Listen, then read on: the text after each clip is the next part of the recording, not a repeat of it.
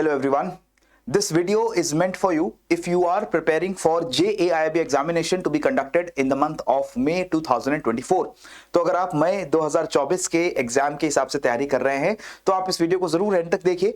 इस वीडियो में हम डिस्कस करेंगे कि क्या स्ट्रैटेजी होनी चाहिए for all those aspirants who have decided to go for JAIIB exam in the month of May 2024। तो आज हमारे पास काफी समय है मई के एग्जाम से पहले। Schedules are already out. If you have not looked at the schedule, I would recommend कि प्लीज ऑनलाइन जाकर के एक बार शेड्यूल भी चेक कर लीजिए। मई में आपके चारों एग्जाम्स जो है वो शेड्यूल्ड है और उसके लिए अगर आपने तैयारी करने की सोच ली है तो अप्रोच क्या होना चाहिए, कहां से आपको पढ़ना चाहिए, कैसे आपको पढ़ना चाहिए, किन टॉपिक्स को आपको जो है पढ़ना चाहिए, उसके बारे में इस वीडियो में हम लोग बात कर लेते हैं। मेरा नाम है Nishant and I have cleared the DBF examination in my first attempt in May 2023 और जो स्ट्रेटजी मैंने यूज की इस एग्जाम को क्लियर करने में वही मैं आपके साथ शेयर करने जा रहा हूं। सबसे पहले जो हमारी स्ट्रेटजी होने वाली इसमें आप इन चीजों का ध्यान रखेंगे। फर्स्ट ऑफ ऑल तो मेकअप योर माइंड। आपको लगता है कि आपने सोच लिया है कि हाँ एग्जाम की तैयारी हम लोग करेंगे, आई हैव डिसाइडेड दिस, लेकिन अपने आप को कन्विंस करना कि आपको इस एग्जाम के लिए मेहनत करनी है, this is not a small thing, right. Then you have to identify the sources की पढ़ाई करनी है तो करनी कहां से, where we will study from. Next your status, आपकी करंट लेवल ऑफ नॉलेज क्या है, आपको कितना और मेहनत करने की जरूरत है, यह आपको कैसे पता चलेगा जब आप खुद को सेल्फ असेस कर पाओगे और देख पाओगे कि आपको और कितने सब्जेक्ट्स को पढ़ना है और कितने टॉपिक्स को पढ़ना है और कितना ज्यादा पढ़ना है in order to be prepared for the exam. Next proper approach क्या होगा, अगर आपने अपना स्टेटस जान लिया तो उसके बाद कैसे आप अपने आप को इंप्रूव कर सकते हो और जो प्लान आपको बनाना है वो प्लान क्या होने वाला है, we will be talking about all these things. First of all you have to make up your mind that इस बार जैप पार करना है।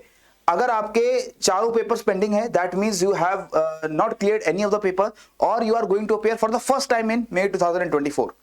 दोनों केसेस में आपको चारों पेपर जो है मई में देने पड़ेंगे। अगर आपने कुछ पेपर्स ऑलरेडी पास कर लिए हैं और आपको चारों नहीं लेकिन इसमें से 2 या 3 या एक ही पेपर अटेम्प्ट करना है दोबारा से, तो भी आपको ये डिसाइड कर लेना है कि आपको मल्टीपल अटेम्प्ट्स में जाने की जरूरत नहीं है। आपको एक बार में जितने भी पेपर बचे हैं वो क्लियर करने हैं, राइट। और ये करना क्या मुश्किल है? नहीं यार, बहुत मुश्किल बिल्कुल नहीं है।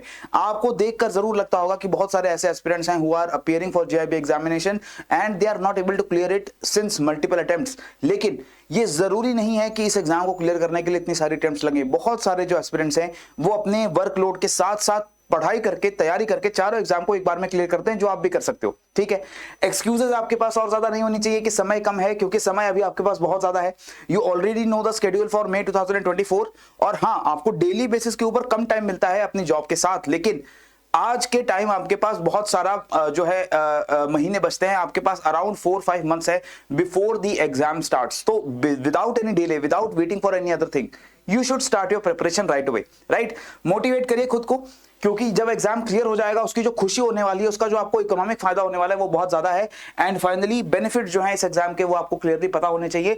If you are clear about the benefits that you will get after clearing this exam, वो अपने आप में एक बहुत बड़ी मोटिवेशन होता है आप लोगों के लिए, ठीक है। So my first recommendation, start as soon as possible, do not wait. मैं ये नहीं कह रहा कि अभी से आप कोई कोर्स परचेज करके आप पढ़ाई करना शुरू कर दीजिए या आज से आप को 5-5, 6-6 घंटा डेली पढ़ने की जरूरत है, लेकिन अगर आप चाहते हैं कि आपके ऊपर डेली बेसिस के ऊपर पढ़ाई का प्रेशर ज्यादा ना पड़े और आप दिन में 1 घंटा 2 घंटा पढ़ाई करके भी इस एग्जाम को कंफर्टेबली क्लियर कर ले, चारों पेपर्स को कंफर्टेबली क्लियर कर लें, तो आपको अभी से अपनी तैयारी शुरू करनी पड़ेगी। Do not wait for the month of March और अप्रैल 2024। जब आपके पास 1 महीना रह जाता है, कुछ आधा महीना रह जाता है एग्जाम से पहले, तब आप अगर पढ़ाई शुरू करते हो तो वो कभी भी उतना प्रोडक्टिव नहीं होने वाला है। वहां again you are taking a chance with your own self. आप खुद एक गैम्बल कर रहे हो, एक चांस ले रहे हो गया तो अच्छी बात है, नहीं हुआ तो अगली बार अटेम्प्ट दे देंगे।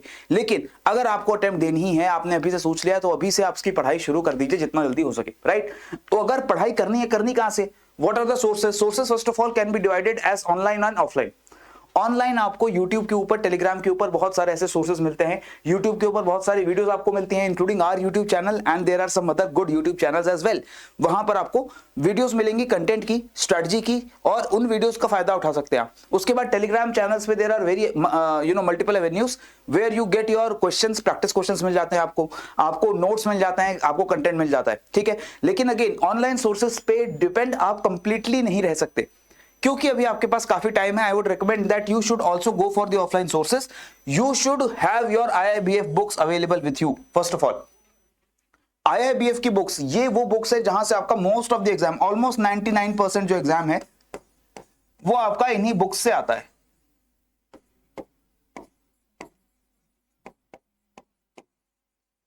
Right.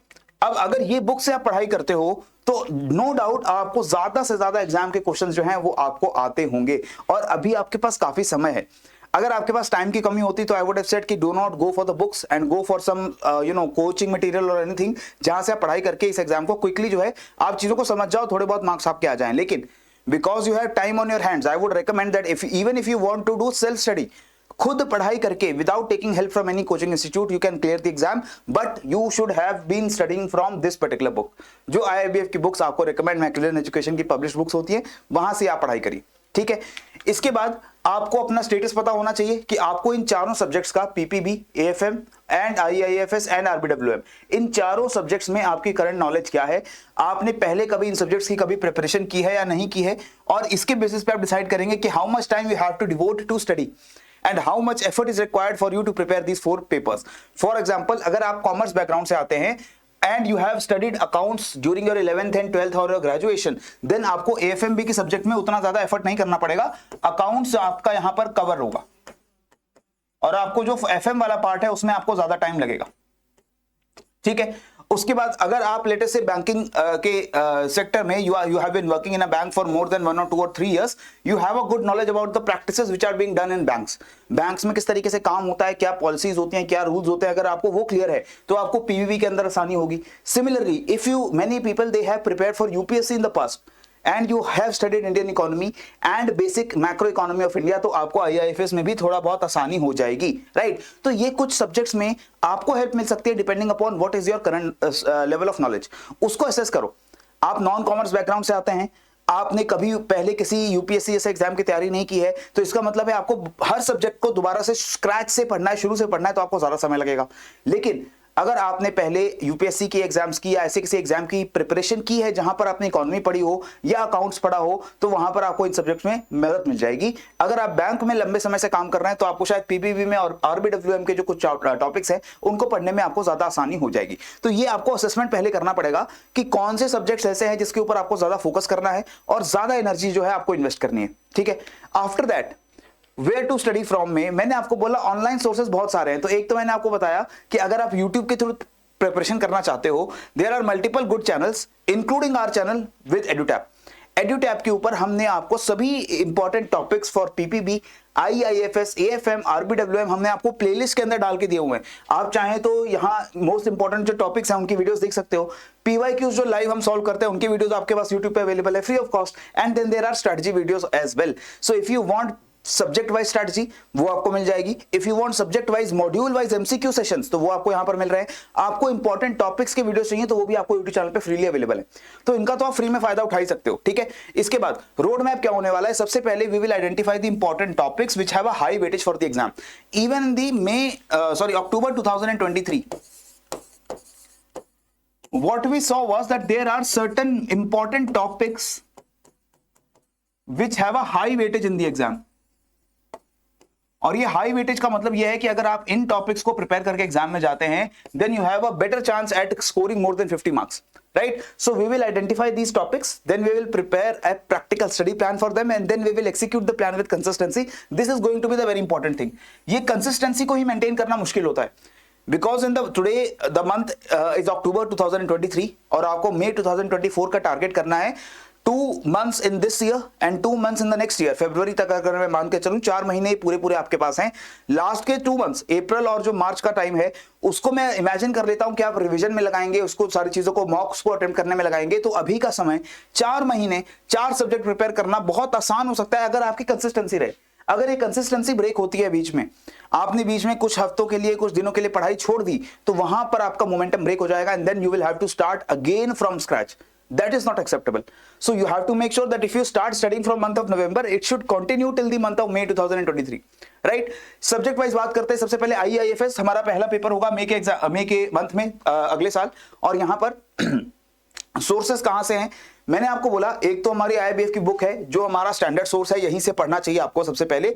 But because you have time right now I would also recommend you that if you do not have a very good basic understanding of the Indian macro economy, आप क्लास 11th और 12th की NCERT economy की books भी पढ़ सकते हो। अगर आपको जो बेसिक फंडामेंटल्स होते हैं इकोनॉमी के, डिमांड सप्लाई क्या होता है, इन्फ्लेशन क्या होती है, रिसेशन क्या होता है, GDP GNP how do we calculate it, if you are not comfortable with this basic topics then I can recommend कि आप जाइए एक बार एनसीईआरटी पढ़िए, उसके बाद you can come on to this book publish by Macmillan education. Otherwise if you want you can directly jump on this book, इस book पर डायरेक्टली भी जंप कर लीजिए, कोई ज्यादा इशू नहीं होगा अगर आपको बेसिक इकोनॉमी की समझ है। ठीक है, पढ़ना क्या है, now I have given the list of important topics chapter wise for every subject. यहां पर मैंने module A Indian economic architecture जो आईआईएफएस का है, इसके बारे में मैंने आपको बता दिया है। यहां पर सारे इंपॉर्टेंट टॉपिक्स मैंने लिस्ट कर दिए हैं। ये इंपॉर्टेंट टॉपिक्स आपको नोट करने की जरूरत नहीं है, ये सारी जो पीडीएफ है, ये पीडीएफ आपको डाउनलोड करने के लिए मिल जाएगी। नीचे आपको डिस्क्रिप्शन बॉक्स में एक लिंक मिलेगा टेलीग्राम चैनल का, उसको ज्वाइन कर लो। वहां पर ये वीडियो की जो पीडीएफ है वो आपको डाउनलोड के लिए अवेलेबल हो जाती है। ठीक है, वहां से इसको डाउनलोड कर लीजिए, ये सारे टॉपिक्स आपको उस पीडीएफ में मिल जाएंगे। वहां से आप बस अपना स्टडी प्लान बना लीजिए कि आपके सारे टॉपिक्स कवर हो रहे हैं या नहीं हो रहे हैं। So once you cover a topic you can tick mark that particular topic in this list. जैसे आपने टाइप्स ऑफ बैंक्स अगर कवर कर ली तो उसको टिक कर दिया, बैंक नेशनलाइजेशन कवर कर लिया तो उसको यहां पर टिक कर दिया। So that is why you can monitor your coverage of the syllabus, कि आपका सिलेबस कवरेज हो रही है नहीं हो रही है, हाई इंपैक्ट टॉपिक्स आपके कवर हो रहे हैं या नहीं हो रहे हैं। ठीक है, next is module D. Module D is very important module for IIFS. उसके बाद पीपीबी आता है। Again PPB standard book is your AFM, sorry PPB की जो बुक है हमारी मैकलॉन एजुकेशन की, आरबीआई के सर्कुलर्स, इनसे कुछ करंट अफेयर्स के क्वेश्चंस आ जाते हैं। बट आई वुड से कि इसको ऊपर टाइम इन्वेस्ट करना बहुत सारा जरूरी नहीं है, because these questions are not that great in number. If you are good with the preparation of the theory part here तो आपको कोई दिक्कत नहीं आएगी एग्जाम में। ठीक है, इंपॉर्टेंट टॉपिक्स दोबारा से मैं पीपीबी के भी लिस्ट कर दे रहा हूं, module A, module B, module C and module D.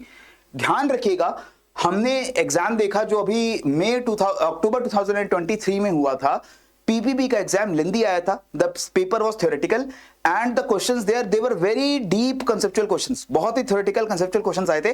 तो थोड़ा पीपीबी को ध्यान से पढ़ना पड़ेगा, इसका सिलेबस सबसे बड़ा है, इसके अलावा इसको तैयार करने में आपको सबसे ज्यादा समय जो है वो लग सकता है। So PPB in my opinion is a very large subject, very vast syllabus and you have to spend considerable time while preparing this. In addition IIFS भी एक ऐसे ही है, क्योंकि वहां पर भी बहुत सारी चीजें हैं जो आपको याद करनी पड़ती हैं। ठीक है, तो इसके तो थ्योरी में जाकर के आपको ध्यान से इसको पढ़ना पड़ेगा। सारे टॉपिक्स देख लीजिए। एथिक्स, ये एक बहुत इंपॉर्टेंट टॉपिक है, इससे काफी सारे सवाल आए थे। पहले हमें लगा था कि ethics module D is not going to be that important in PVB exam, but in October 2023 हमने देखा काफी सारे theoretical questions जो हैं, difficult to solve questions as well, they were from this module। तो इस मॉड्यूल में 4 चैप्टर्स हैं, इन्हीं को अगर आप पढ़ लो तो भी आप आसानी से कुछ मार्क्स जो है वो स्कोर कर सकते हो एग्जाम के अंदर। फिर बात आती है एएफएम की। अब एएफएम को लेकर के again I have different sources, जैसे कई लोग जिनका अकाउंट्स क्लियर नहीं है, people who are from non commerce background, I would recommend that you should first read about accounts from class 11th books. Class 11th में 2 बुक्स हैं, financial accounting part 1 and part 2, right? And in class 12 there is book named company accounts and analysis of financial statements. इसके chapter 1, 3, 4, 5, 6 आपको पढ़ लेने चाहिए पहले, then you should come on to this book. ये book तो पढ़नी पड़ेगी, और ये एनसीईआरटीज फ्रीली ऑनलाइन अवेलेबल होती हैं, इन्हें परचेज नहीं करना, आपको फ्री एनसीईआरटी की वेबसाइट पर जाना है और वहां पर आपको ये जो ऑनलाइन पीडीएफ्स हैं इन बुक्स की वो अवेलेबल होती हैं। आप मेरे हिसाब से एक बार इन बुक्स से पढ़िए, अकाउंट ज्यादा बेटर तरीके से समझ आएगा। और other thing you can do is you can go to YouTube channels which teach accounts to class 11th and 12th students. 11वीं 12वीं के बच्चों को अकाउंट्स पढ़ाने वाले जो कुछ यूट्यूब चैनल्स हैं जहां पर वीडियोस डाली जाती है अकाउंटिंग के कंसेप्ट्स की, आपको वही कंसेप्ट्स यूट्यूब चैनल से समझ लेने चाहिए जाकर के, और उसके बाद ये बुक पकड़नी चाहिए। फाइनेंशियल मैनेजमेंट के लिए, कॉस्टिंग के लिए तो ये बुक परफेक्ट है, इसके अलावा कहीं से सवाल नहीं आते। लेकिन अकाउंट्स अगर बेटर तरीके से कम समय में समझना है, ज्यादा अच्छे तरीके से समझना है, तो आपको यूट्यूब या फिर एनसीईआरटी का सहारा लेना पड़ेगा, right? Next, what are the topics that you should read about? Topics मैंने अगेन यहां पर लिख दिया है, इन्हीं टॉपिक्स के ऊपर आपको सवाल आते हैं, और ये टॉपिक्स चाहे आप यूट्यूब से प्रिपेयर करो, चाहे आप मैकमिलन एजुकेशन से प्रिपेयर करो, उस बुक से प्रिपेयर करो, या फिर आप किसी कोचिंग से प्रिपेयर करो, it is all on you.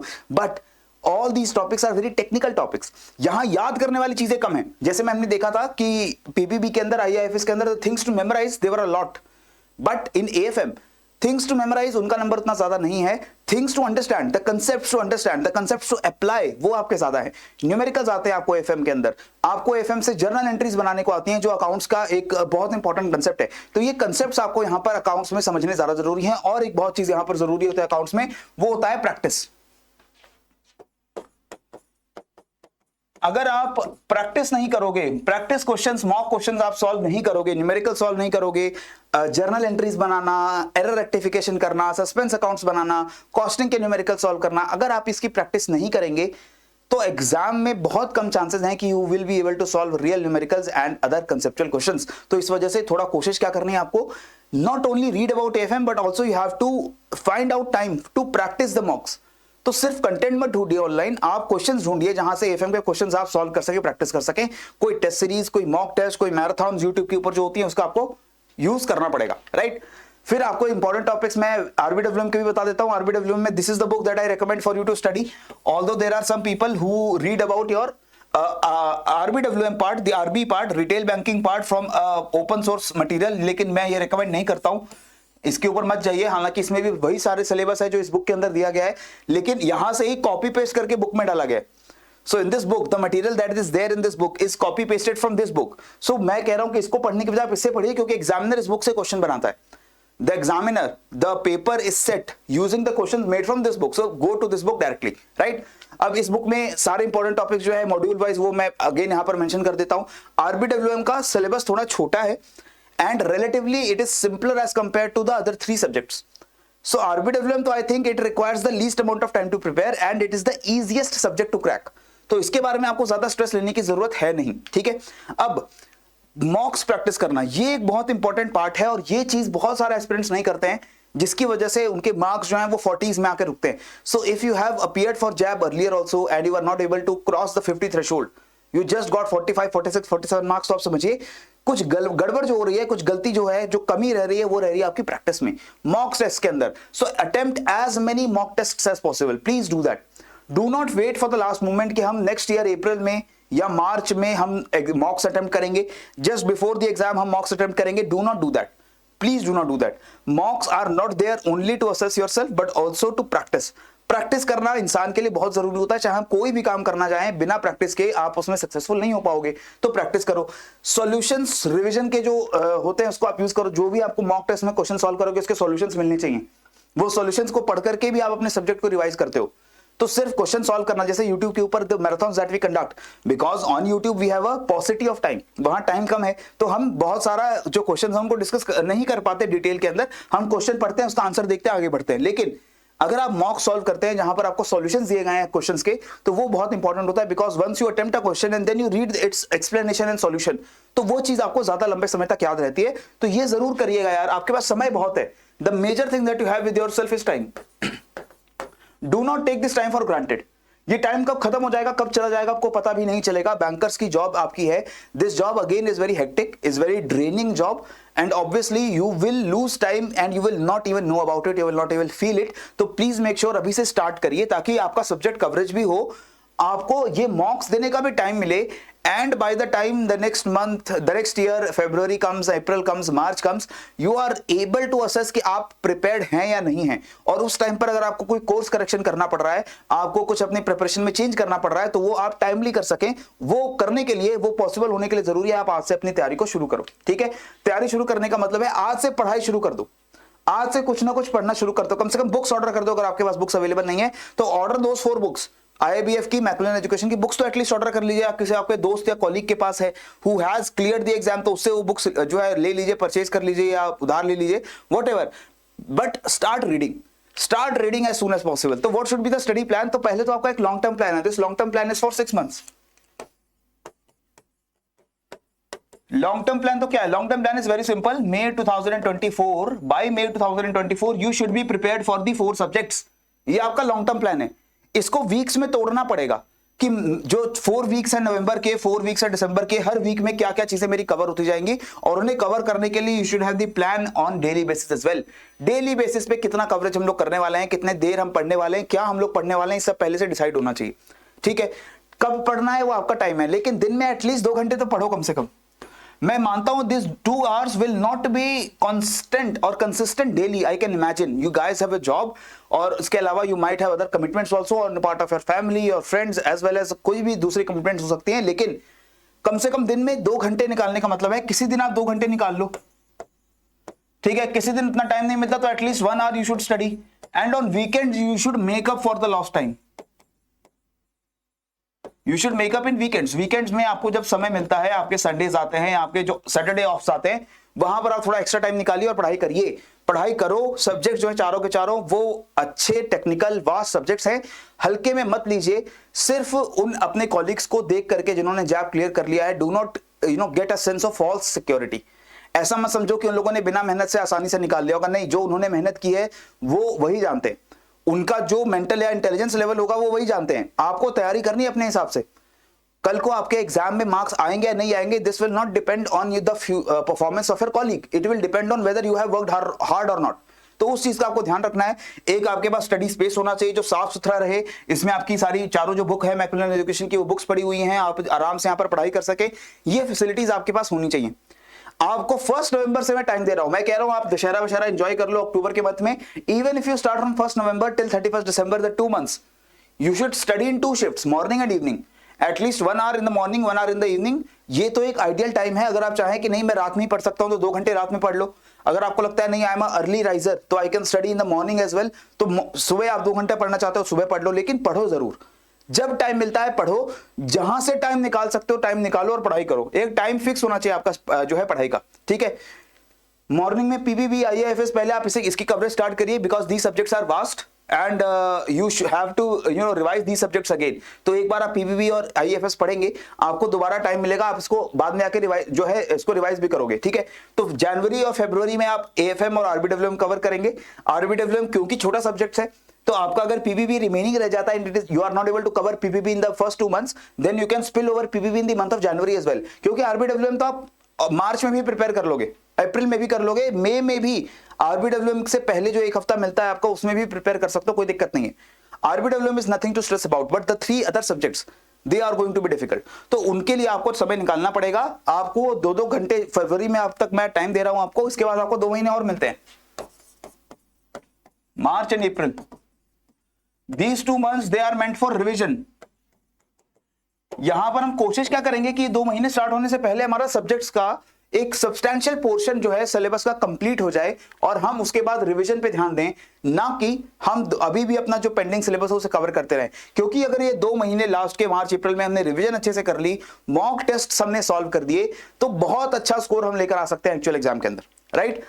So this was the strategy that I had to share with you. Now you might think कि जो आप स्ट्रेटजी बता रहे हैं तो बहुत ही एक कन्वेंशनल स्ट्रेटजी है कि पढ़ाई करो, आप कह रहे हो पढ़ाई करो तभी एग्जाम क्लियर होगा। बिल्कुल सही स्ट्रेटजी है, आपके पास टाइम है पढ़ाई करने का, that is why I am saying asking you to study. अगर आप, मुझे पता है आप में से बहुत लोग इस स्ट्रेटजी को सीरियसली नहीं लेंगे, आप अभी भी आराम से जैसी लाइफ चल रही है वैसे चलती रहेगी, and then you will wait for the next year, you will wait for April और March in the 2024 and then you will start panicking और then you will start searching for sources कि कहां से पढ़ें, कहां से मैराथन लगाएं, और फिर आप दोबारा से वही गलती करोगे जो बहुत सारे एस्पिरेंट्स ने ऑलरेडी करी है, और उसकी वजह से उनका 1 पेपर 2 पेपर जरूर क्लियर हो जाते हैं, but they are not able to clear all the 4 papers in a single attempt.